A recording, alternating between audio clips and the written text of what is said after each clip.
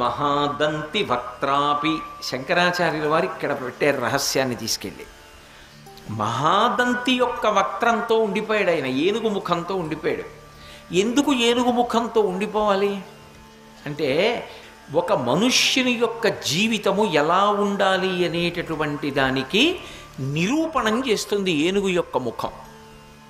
మిగిలిన ముఖాలు ఏవీ కూడా మనిషి జీవితం ఎలా ఉండాలో చెప్పవు.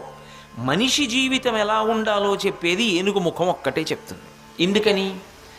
మనుష్యుల ముఖాలన్నిటిలోనూ కూడా కదిలేవి 4 ఉంటాయి. మీరు గమనించండి, ముఖం ఉందనుకోండి, ముఖం అంటే పక్కన చెవులు ఉంటాయి, కళ్ళు ఉంటాయి, కనుబొమలు ఉంటాయి, ముక్కు ఉంటుంది, నోరు ఉంటుంది. ఇందులో కదిలేవి 4. ఏవి? 2 కనురెప్పలు కదులుతాయి పైకి కిందకి, పెదవులు కదులుతాయి పైకి కిందకి. ఇందులో మీరు బాగా ఈ విషయాన్ని గమనించాలి సుమా. శంకరాచార్యులు వారు ఒక మాట అన్నారంటే అన్ని రహస్యాలు దాస్తారు ఆయన.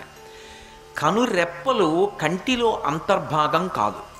ఎందుకంటే చూసే శక్తి కనురెప్పకి లేదు. కంటికి ఉంది కానీ కనురెప్ప చూడ్డానికి పనికిరాదు, కంటిని కాపాడడానికి పనికొస్తుందంతే. కానీ పెదవులు నోటిని ముయ్యడానికే కాదు, కంటిని కనురెప్ప మూసినట్టు పెదవులు నోటిని ముయ్యడానికే కాదు, మాట్లాడడానికి కూడా పనికొస్తాయి. మా అన్నది పెదవులు కదపకుండా పలకండి. మా అన్న అక్షరాన్ని కుదరదు.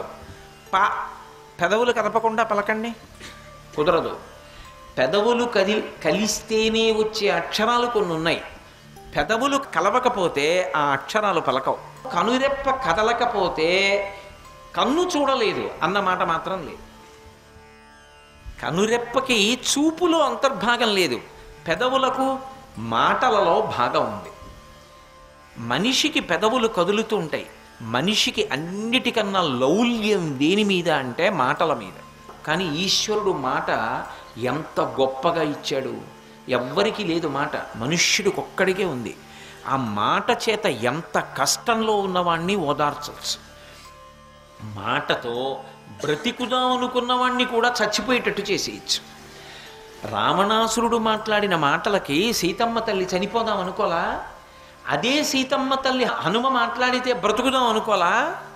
ఒకడి మాటకి బ్రతుకుదాం అనుకుంది, ఒకడి మాటకి చచ్చిపోదాం అనుకుంది. మాట అంత శక్తివంతమా కాదా? అంత శక్తివంతమైనటువంటి మాటకి ఆధారం పెదవులు. ఈ పెదవులు కదులుతూ ఉండడం గొప్ప కాదు, జీవితంలో ప్రయత్నపూర్వకంగా పెదవులు కదలకుండా ఉంచగలగడం గొప్ప. అందుకే మహాత్ములు ఏం చేస్తారంటే మౌనవ్రతం చేస్తూ ఉంటారు. చంద్రశేఖరేంద్ర సరస్వతి మహాస్వామి వారు ఎప్పుడైనా ఎక్కడైనా నోరు విప్పి ఏదైనా మాట్లాడారనుకోండి, తెల్లమారేటప్పటికీ కనీసం అది 200 భాషల్లోకి తర్జుమా అయ్యేది. ఆయన మాట్లాడారు అంటే సరస్వతీదేవి మాట్లాడింది, కామాక్షి పరదేవత మాట్లాడిందని గుర్తు. అందుకే నడిచే దేవుడు అని పేరుగాంచారు. అటువంటి మహాస్వామి ప్రయత్నపూర్వకంగా కుటీరంలో కొన్నాళ్ళు మౌనంలోకి వెళ్ళిపోయేవారు. అసలు మనిషి జీవితంలో చిట్ట చివర పొందవలసిన స్థితి ఏది అంటే మౌనం. మౌనంలో ఉండాలి. అసలు తరించుట, ఆత్మను అనుభవించుట అనేటటువంటిది మౌనంలోనే జరుగుతుంది.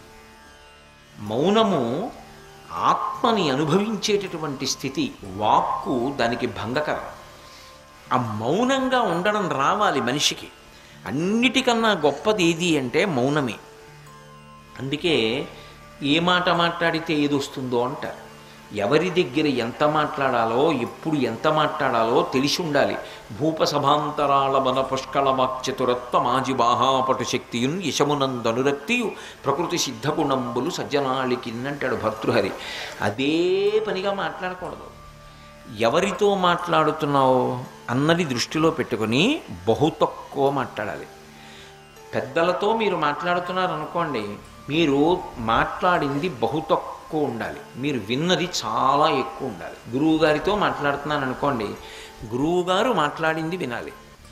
జవాబు చెప్పవలసి వస్తే బహు తక్కువ మాట్లాడాలి. మూషిక వాహన మునిజన భావన నీ పదమే శరణు, నీ పదమే శరణు.